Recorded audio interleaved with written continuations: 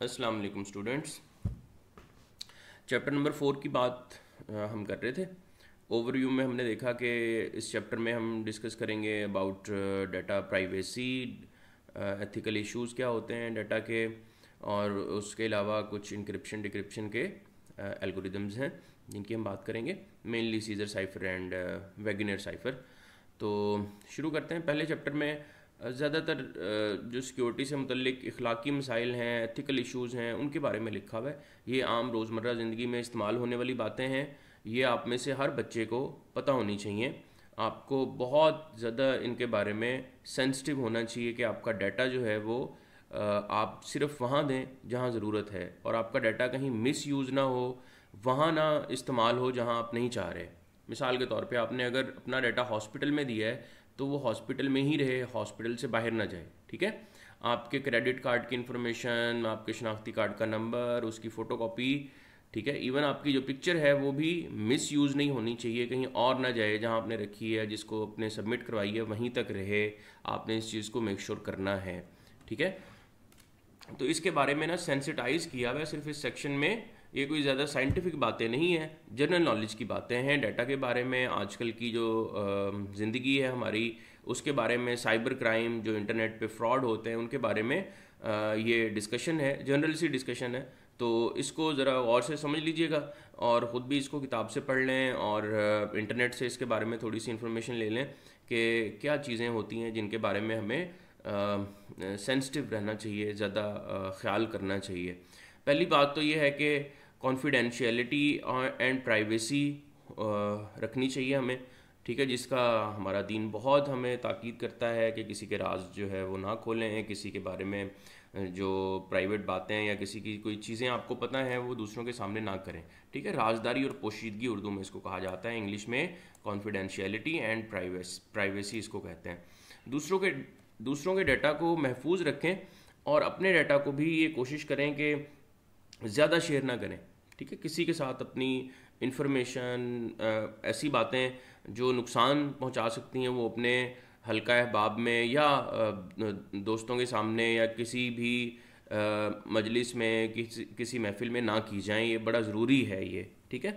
तो मिसाल के तौर पे अगर आपके जो बैंक ट्रांजैक्शंस हैं वो, लेट से दो कंपटीटर्स हैं मार्केट में, दो लोग कारोबार करते हैं, सेम काम करते हैं, एक ही चीज़ बनाते हैं, और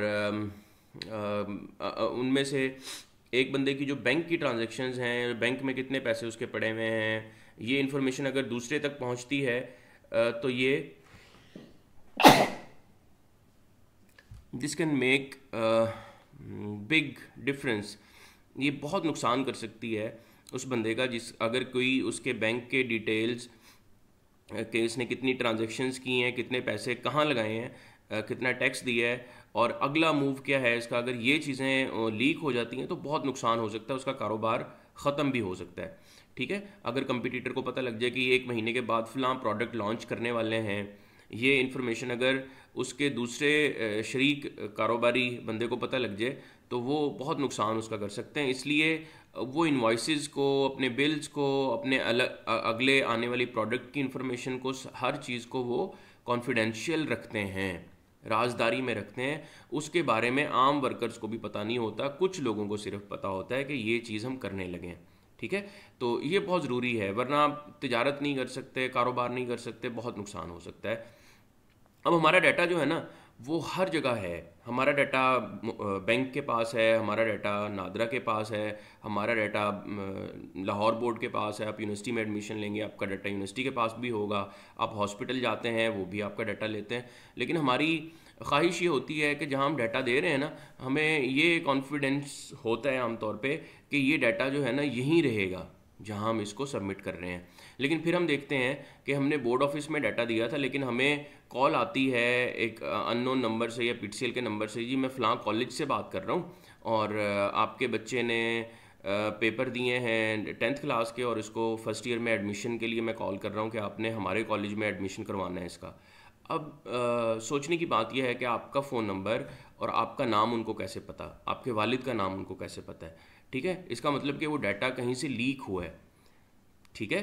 तो वो डाटा हमने तो बोर्ड ऑफिस में सबमिट कराया था, अब बोर्ड ऑफिस से वो डाटा उन प्राइवेट कॉलेज के पास कैसे पहुंचा, ये सोचने की बात है। इसका मतलब डाटा कहीं ना कहीं से लीक होता है। आप इस पर एतराज़ कर सकते हैं, कंप्लेंट कर सकते हैं, कोर्ट भी जा सकते हैं कि भाई डाटा मैंने तो बोर्ड ऑफिस वालों को दिया था, अब ये डाटा कॉलेज के पास कैसे पहुंचा।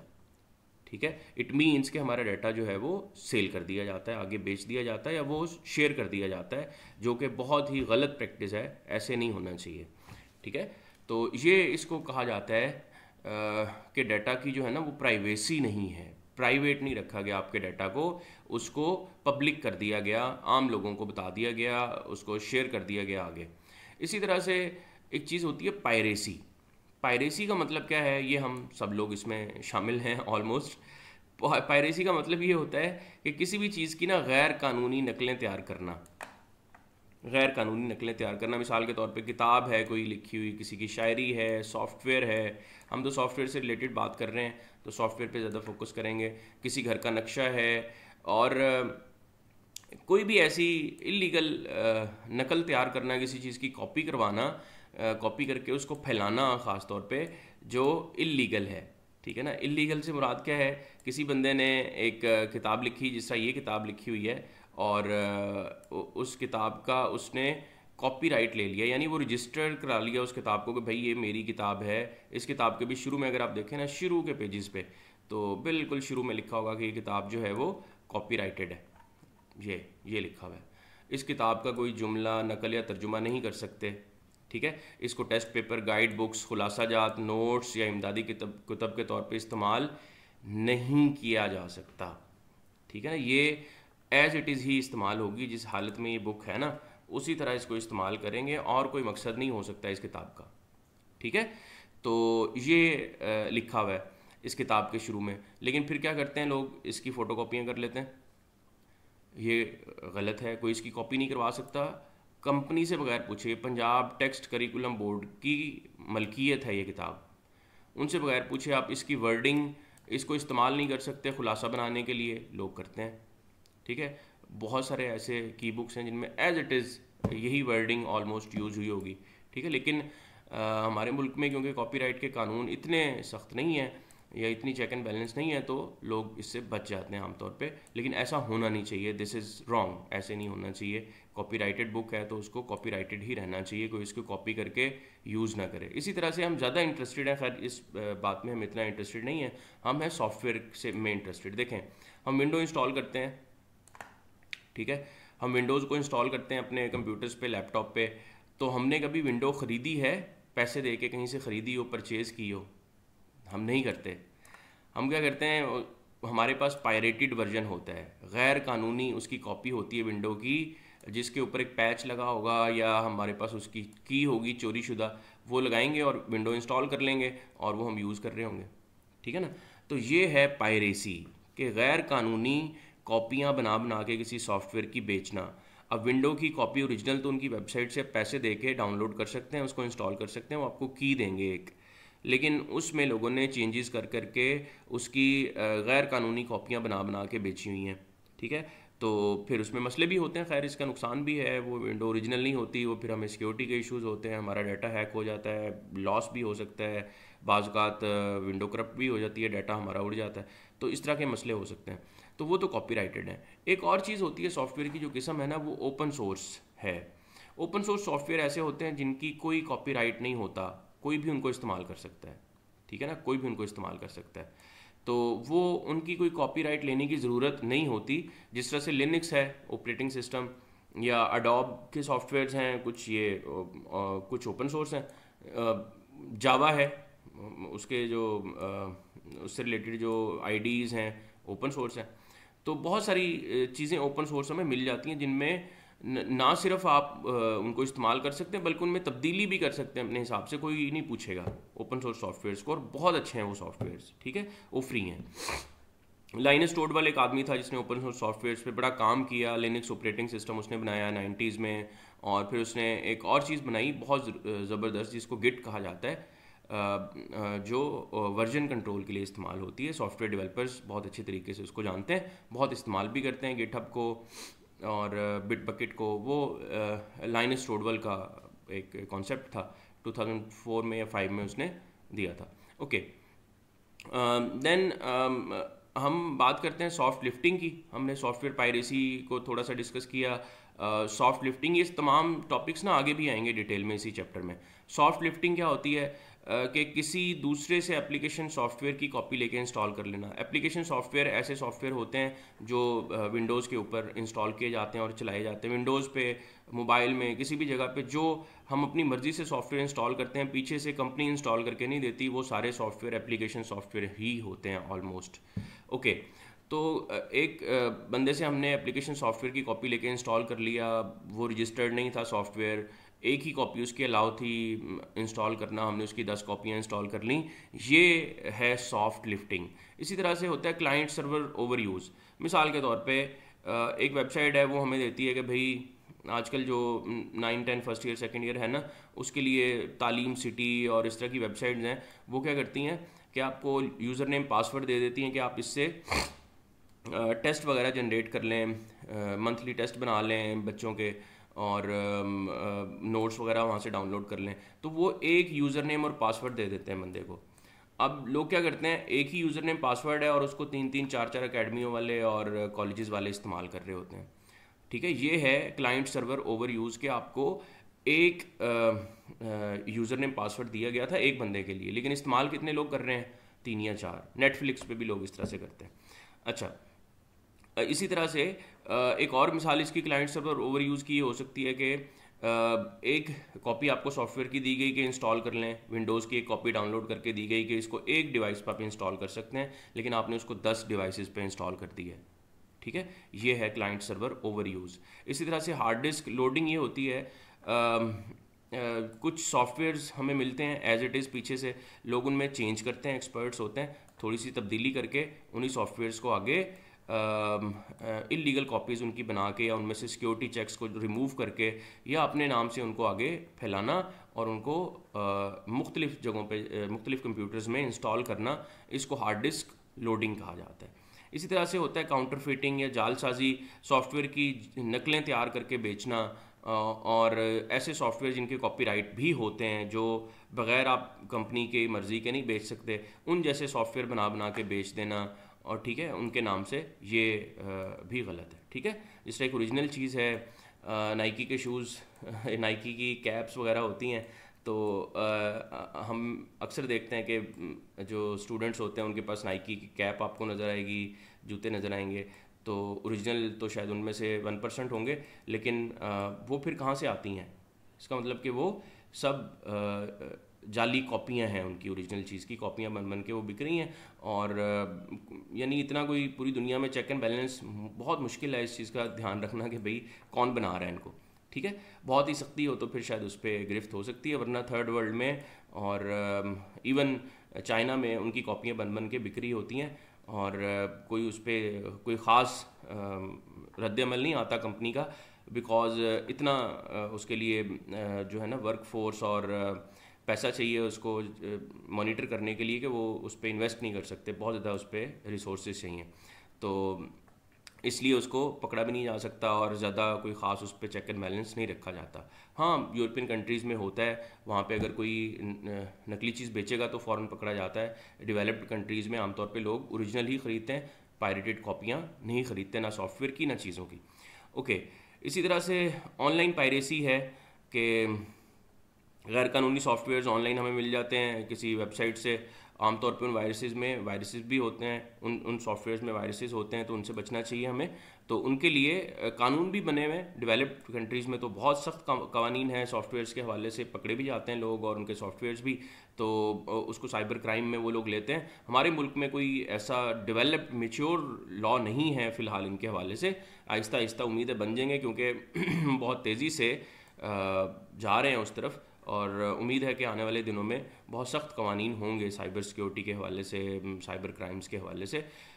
फिर लोग इनके इंटरनेट पे धोखा भी देते हैं, इंटरनेट का गलत इस्तेमाल भी करते हैं, कंप्यूटर का गलत इस्तेमाल भी करते हैं। उसमें बहुत सारी चीज़ें हैं। मिसाल के तौर पे हमें एक कॉल आती है, जी आपका जो है ना इनाम निकला है, जिस तरह जीतो पाकिस्तान एक इनाम घर के नाम से प्रोग्राम है, तो वहाँ से कॉल आएगी जी।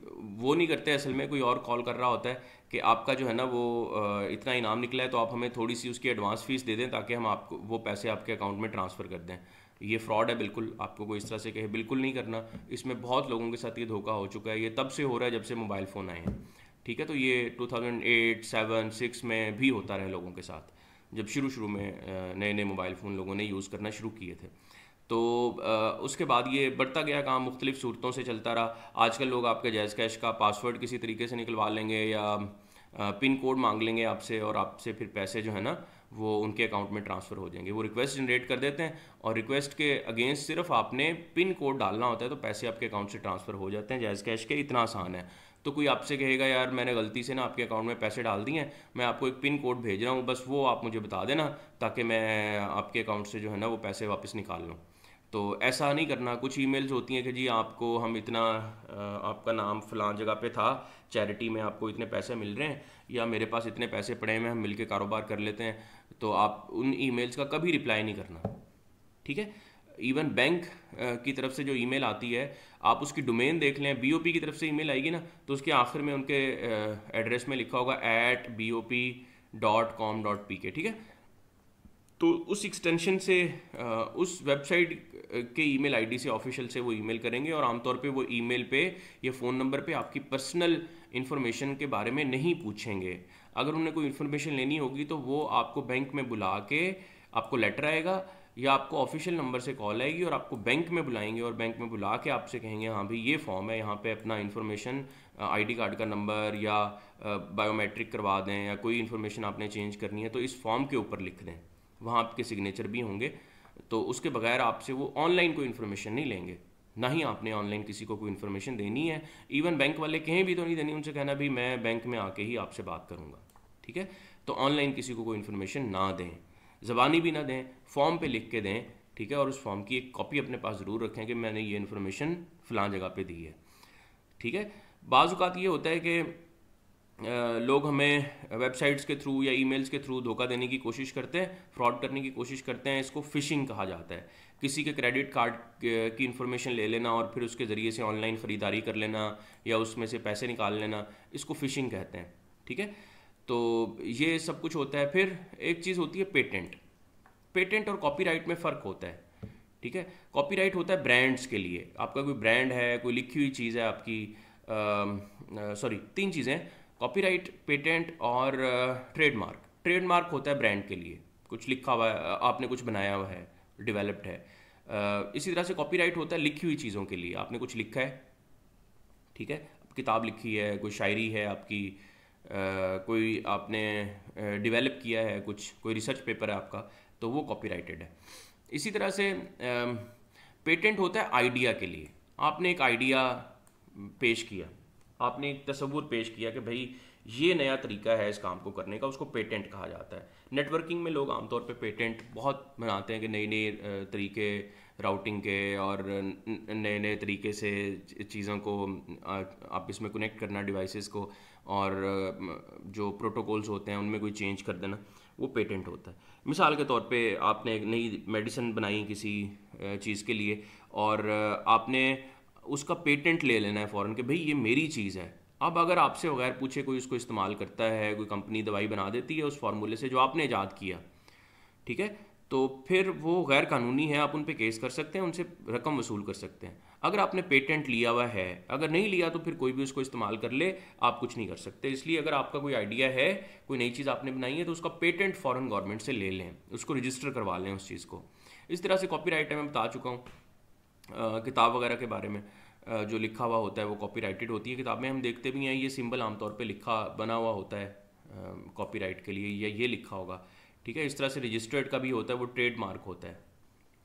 तिजारती राज हम इसको डिस्कस कर चुके हैं शुरू में कि किसी अपनी कंपनी के बारे में, अपने कारोबार के बारे में कोई इन्फॉर्मेशन बाहर ना दें किसी को, ख़ास तौर पे उन लोगों को जो आपके कंपटीटर हैं मार्केट में, जो आप जैसा कारोबार कर रहे हैं, ताकि वो आपका जो नेक्स्ट मूव है ख़ास तौर पे कि आप क्या करने लगे हैं, इसके बारे में किसी को कुछ पता नहीं होना चाहिए। आपके पास कितने पैसे हैं, आपके पास कितनी प्रोडक्ट्स हैं, आपके गोदाम में कितनी चीज़ें पड़ी हुई हैं, ये तमाम चीज़ें खुफिया रहनी चाहिए।